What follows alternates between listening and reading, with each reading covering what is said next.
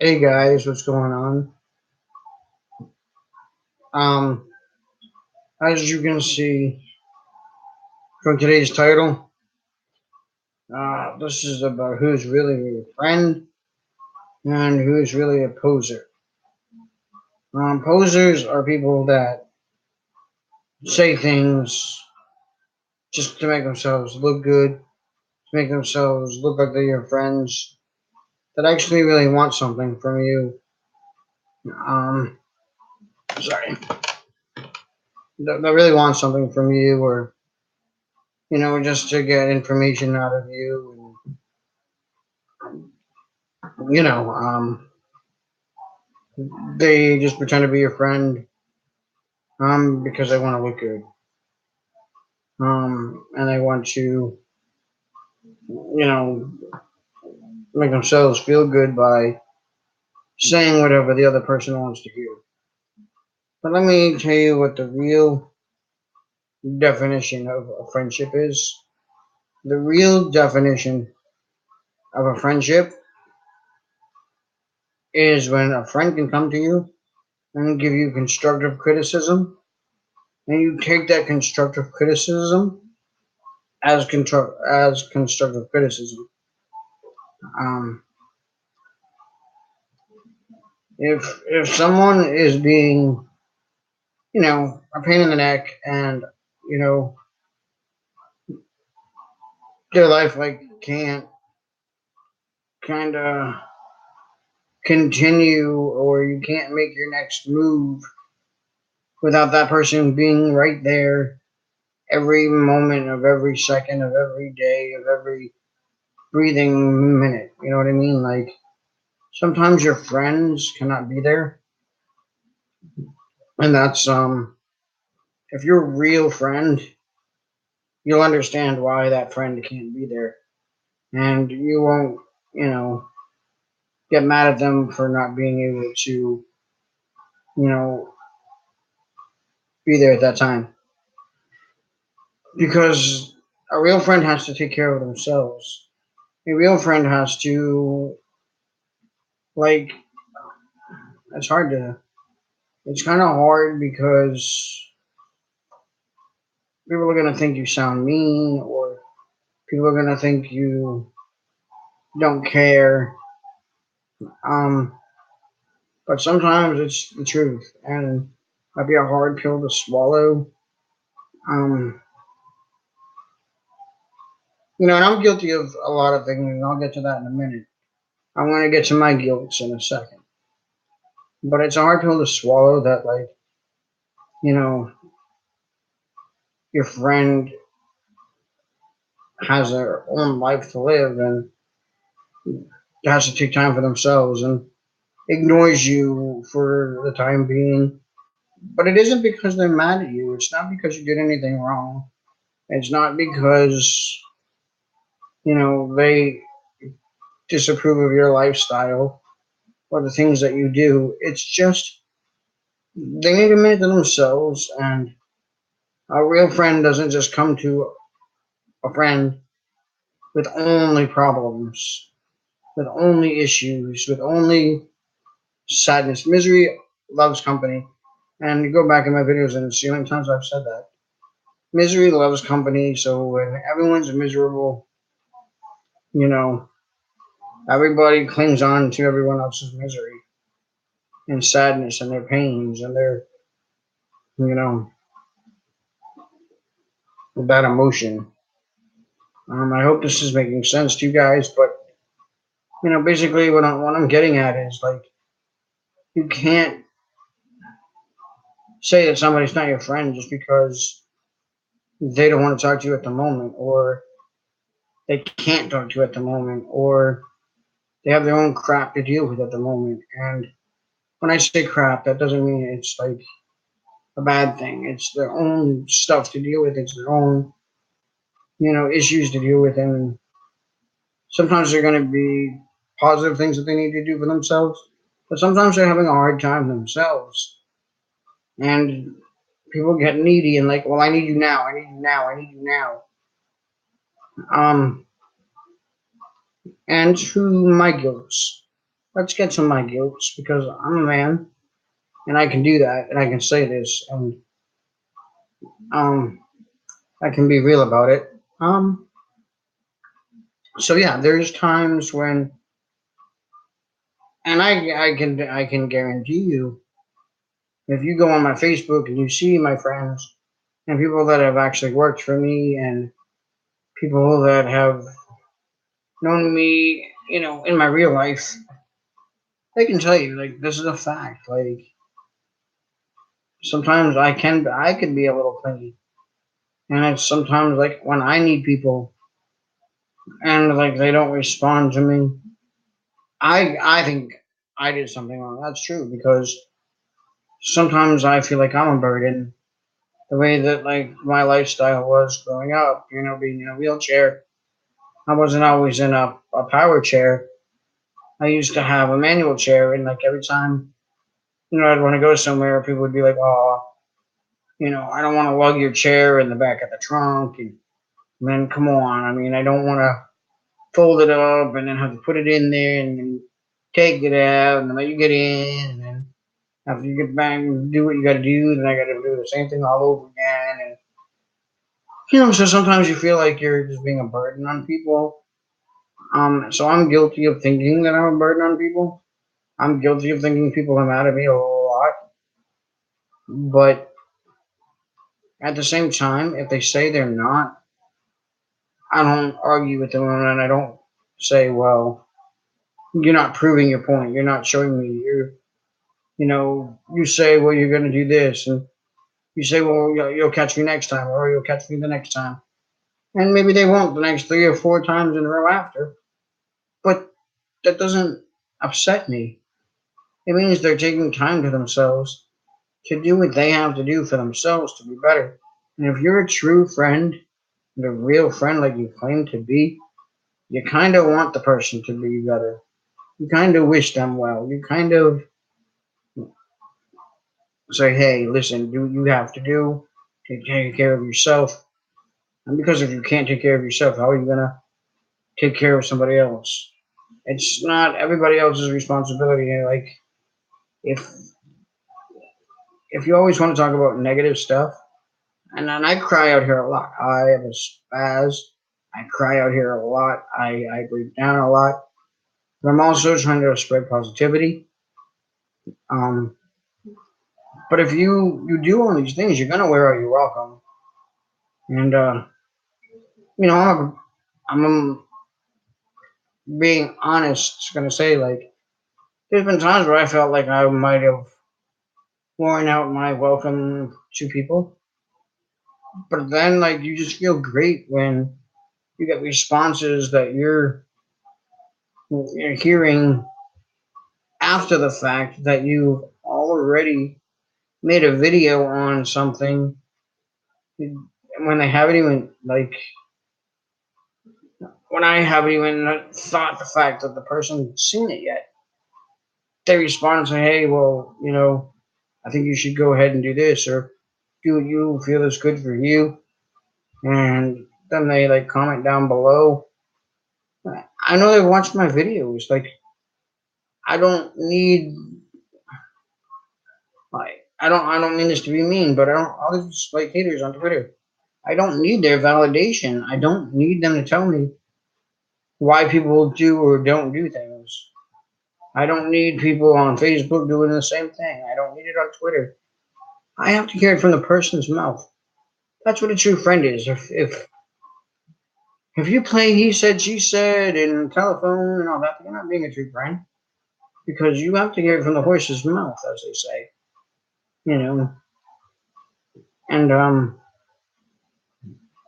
you know, truth be told, I mean, I really have never had a problem out here with any of you guys. I've told you, like, please stop, like, pushing your beliefs down my throat, like, a lot of the times. And, you know, people have unsubscribed because I don't believe what they believe in. But that's just how it goes. I don't always have to believe in what people believe in. Um, and if you're my real friend, then you wouldn't expect me to believe what you believe. would let me have my own beliefs. You know what I mean? Um, so, um, like I had a girl that I was dating. I dated her for 2 weeks. She's now passed away. My friend Michelle. I dated her for 2 weeks, and then I said, "Hey, look, this isn't going anywhere because like we're too good of friends, and I don't want to ruin that, and I don't, I just feel like if we date, then and it'll just kind of demolish and fall apart. So let's be friends." And we were friends, and we were friends up until the day she died, and I still care about her as a friend now. I love her very much, and I miss her very much. And the difference between a friendship and people can say "I love you" and not mean it in a romantic type of way. Some people might think it's crossing boundaries, but it all depends on how you look at it. I love to tell you guys that I love you guys because I do love you guys. I I don't even know most of you guys, but I love the fact that you have positive words to say to me. I love positive, feedback. I love constructive criticism. Um, and if you can't take constructive criticism from somebody who's supposedly your friend, you're not being a friend to them. So I mean, don't pose as somebody's friend.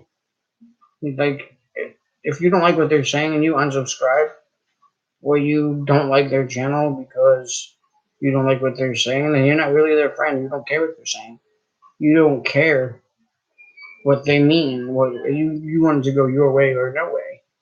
It's your way or the highway. You know what I mean? So I mean, be a friend and lend an ear and give people their space that they need. And like I Snapchat somebody like every day, and if I always say, "Hey, is this too much?" And if they said one day to me, "Yeah, it's getting a little bit much," then I would accept that and say, "Okay, let me do it." When you want me to do it, and if I don't know when they want me to do it, I'll take my chances and do it every couple of days. Maybe once a week, maybe.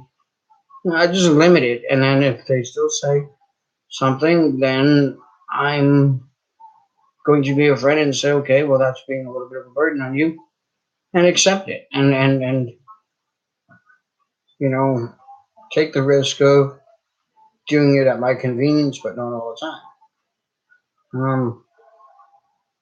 So I hope that this video has made sense to everybody out there. Um, like me and my wife, see, we have known each other for a long time. We saw each other in passing. A lot of the times she had a crush on me. She thought I was cute. And, I was too old for her at the time. So I started dating somebody else that didn't work out. And then she started dating somebody else and they passed away. And, time went by and we had run into each other again. We started talking and, you know, we were over legal age. And so we started talking and then we just started realizing how much we liked each other. And it built from there. Um, so we built a friendship and then we fell in love. And then we got married. Um, Shane Dawson and Tana Mojo. Shane Dawson and Tana Mojo, friends, best of friends. Their friendship is real. You know what I mean? And my friendship with Cookie, I believe, is real. I think she's a genuine person. I think she thinks I'm a genuine person. Um, or knows I'm a genuine person. I know she's a genuine person. Um, we tell each other the truth. Like, hey, screw what people say. Like, make your videos as short as you want. Make your videos as long as you want. Like, make your videos on whatever you want to make your videos on. If you want to do, karate and you want to, do martial arts, do it. I mean, I've had people say, well, that's insensitive to me because I don't do martial arts. I couldn't care less. I love watching her do her martial arts. I love watching Bryden White do his martial arts. I know Bryden may not know I watch, but I watch, dude. He does his and she does hers. I do them in different styles. And, it's pretty cool, you know. But, like, I think, my real friends, when I was taking up for Hannah Mojo, which I think is a good YouTuber, I like watching her YouTube videos. Welcome back, Hannah Mojo. I will get to you and do a welcome back video for you. Here in a little bit, but welcome back. And people are like, well, look what she did, look what she did, look what she did. This person could have died, or that person this could have went wrong, or this could have happened. Or, well, yeah, well, that didn't happen, and she takes full responsibility for what did happen. And I kind of, I'm gonna have her name on it, and I know she said some stuff that maybe she shouldn't have said, and whatever. But if you don't have forgiveness in your heart, and you just think about what could have happened, and you lose out on a friendship because of something that could have happened, you're not gonna have many friends. And things that bother me are like people are like, well, oh well, go kill yourself, or I hope Demi Lovato dies after what she did because it's her fault. She's the one who did it. You know what I mean? She's a junkie. She's a druggie. Do you know how many homeless people that I see on a daily basis that tell me their stories and how sad it is, and at the same time how amazing, like how much they fight now, and like they're really trying. Everybody wants to say, well, they just get a job. Well, that's the definition of being homeless, and they're not able to get jobs. Like they're out of work, they can't work. There's a whole other story. But my point is, people don't want to be drug addicts. People don't want to be alcoholics. People don't, you know, love life and then say to themselves like, "Hey, my life is so great. My life is wonderful. My life is beautiful, and it's going every way that I want it to go." And then just all of a sudden kill themselves for like absolutely no reason.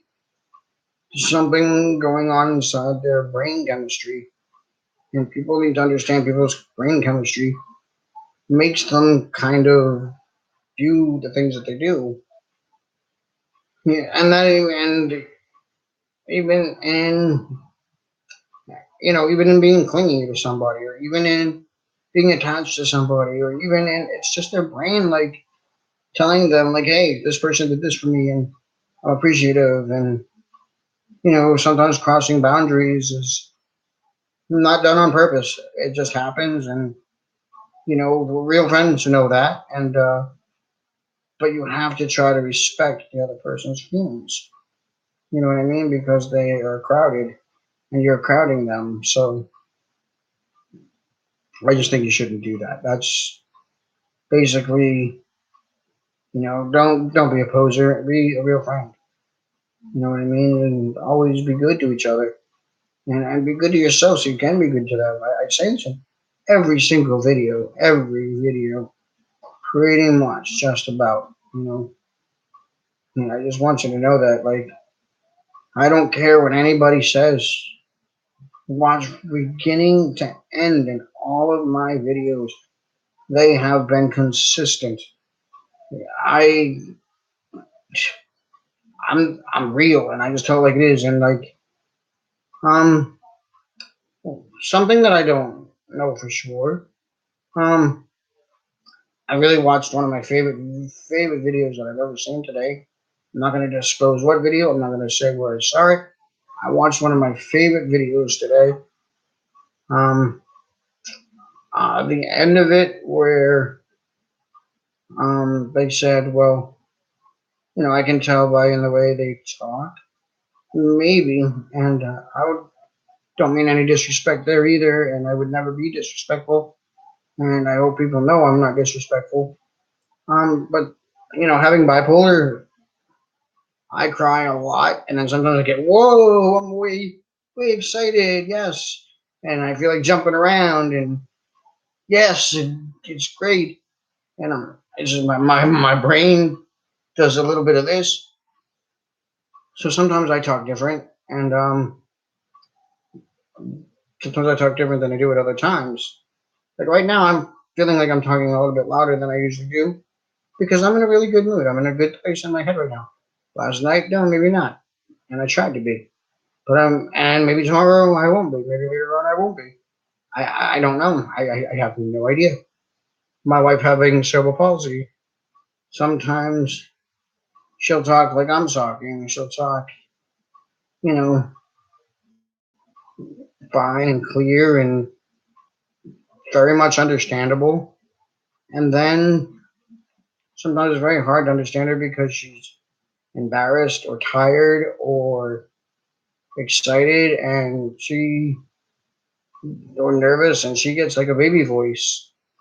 Her voice turns into like she sounds like a 9-year-old child and she knows I don't mean that in a disrespectful way. She's with me, she's right here.